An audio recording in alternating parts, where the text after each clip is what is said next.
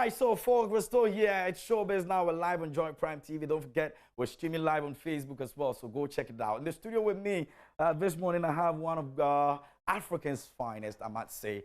This man has contributed immensely to the movie industry, and he continues to do so, even much more with this new project that is coming up this weekend. It's called Bad Comments. And in the studio with me right now is Jamaica. Hey. How are you doing, Ginger?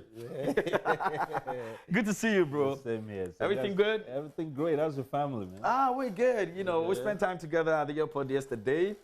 Oh, yeah. Oh, yes, I recall. Yeah. I recall. How's it going, bro? Great stuff, great stuff. Nice And finally, we're here.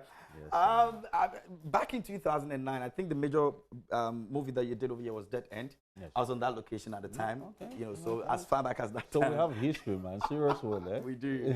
Anyway, but you continue to do greater exploits, and we're excited about it. First of all, how long has it been for you in terms of leaving Ghana, in terms of projects?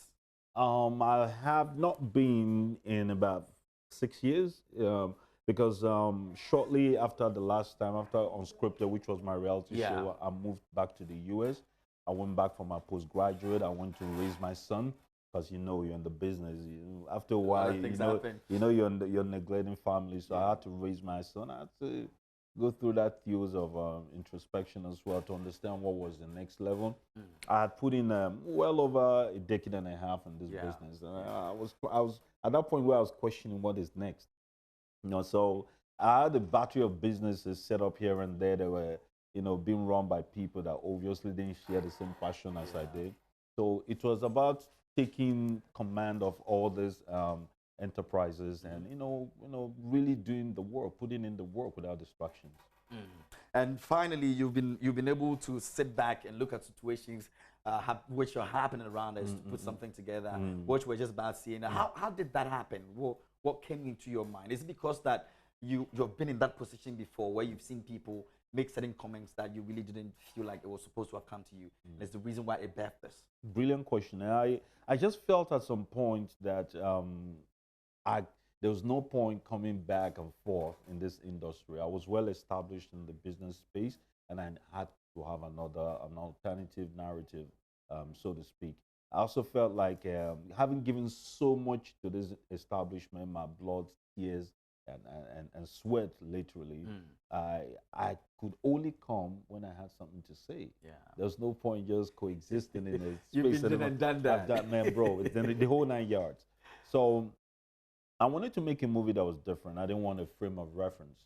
I didn't want it to be called a Hollywood, Bollywood, or Nollywood film. I just wanted to make a universally viable film, And the first order of business, trust me, is a long-term project. Even if I didn't know it was going to be bad coming, I felt the first order of business was getting my finances right. Okay, to do a film of this magnitude, there has to be a stretchy degree of financial independence. So that was situating my business. And after that, I had to find a storyline that was a common denominator across the board. Okay, whether you're 2 years old or 90 years old, you will resonate with this narrative. It doesn't matter your creed, religion, class, or political affiliation or religious affiliation, you will relate to this. And the common place where we all cohabit at the moment is a social media internet space. Crazy stuff. The crazy stuff. So that's where I had to mold my narrative around. It suffices to say that the social media has been the source of untold opportunities for people that are looking for shortcuts to exhibit who they are or uplift, give themselves a better quality of life. But in the same instant, it's been tragically a place that's been probably the worst case scenario for a lot of people. We have teenagers between the ages of 17 and 19 that are more susceptible to suicide, and 77% of that statistics come from the mid-income to low-income societies, namely us. So if these demographics are hitting such high numbers, why are we not talking about it? Why is it not publicly prevalent in our conversations? Why are people at the helm of affairs so fixated on finance, oil and gas, alternative energy and light? And the mental issue of our young one is in jeopardy. That was what necessitated this film. It wasn't just about entertainment. There's an advocacy behind it. And I just felt like I said that if I have to amplify my voice to be used at a higher stage, what are we creating satires for? What are we being responsible as social commentaries to design and pivot conversation, if not for this kind of reasons? I didn't want to make a slapstick movie that people can go to the cinema in Nigeria and laugh about and say that it's a same old thing. Same old things, a relief for their pent-up emotions. I wanted a film that will make people think, make people have a conversation and deal with real-life issues.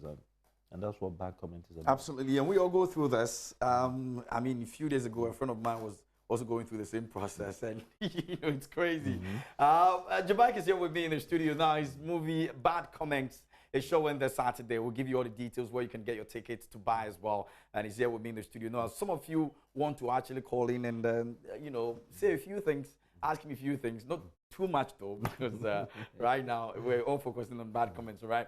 So you can give us a call if you can and let us know what you think. Now, one other thing that was also very phenomenal is the fact that many of these people who attack us on social media can't do so in real life. No, they can't. Now you have to take the bull by the horn and prove a point that.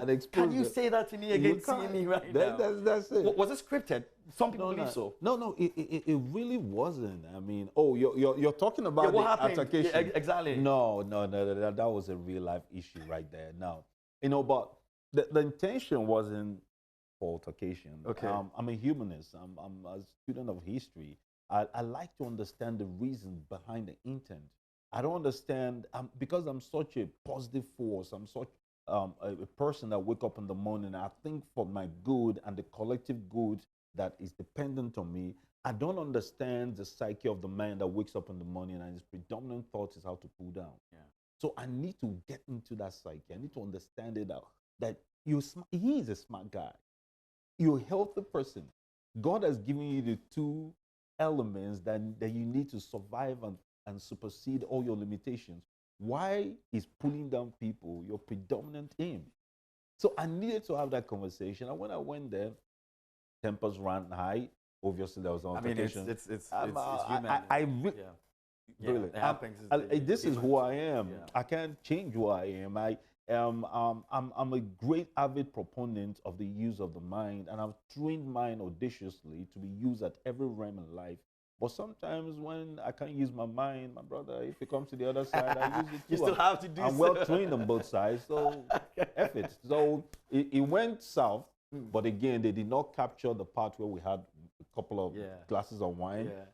Had to bring the other shook side hands, like as always. They had to sensationalize and bring the other part. So hey, there you go. All right, so our time is limited, but let's find out where we can grab tickets and the time that we have to be at the cinemas on Saturday. Hey, Ghana, Kwaba, listen, it's your boy Jim. You know me, and I brought good news. 5-6 sold out venues in Nigeria. Bad Comment is the #1 film in the nation and the whole continent right now. I brought it to Ghana. On the 2nd of October, Saturday, 4 p.m., Japanese people's time, Ghana, not African people's time, okay? Catch us at Silverbird Cinemas, okay? And then let's have fun. And I'm saying it, and I keep saying it. If anybody walks in, sees this movie, you don't like it, I promise you on national TV, I'll do a refund. Simple. All right, so that's his word, and I'm sure you are not even going to come back looking for your money, because this is something that it's societal issue. We all have to go look at it, not just from a movie person point of view, but from an entire societal point of view, so we can all learn from it. It's pretty simple that we do so. So Silverbird Cinemas, make sure you go there. On Saturday, I'm coming through, and have you had the watch already? We spoke about that at the airport. Right. The first thing you're going to eat is the watch. Have you had it already? I'm not eating watch. They were walking me to the board. What is Lady Devon doing, man? She's not doing anything. She's just walking me. That woman is a slave driver. Woke me at 5 a.m. this morning. We'll have a way around that. We'll have a way around that. No, I'm hanging with you, man. I'm with you, after Saturday, I'm going with you to go and watch everybody, it. Yeah, I'm dumping the whole thing. Anyway, thanks for coming through. Really appreciate this. And much love to you. Guys, we'll see you on Saturday. Make sure you're there. My name is KMJ. God took a microphone, put a soul in it, dropped the never, named it KMJ, and I was born to talk. Don't forget to do good and communicate. Thanks for watching. Joy Prime, the ultimate experience.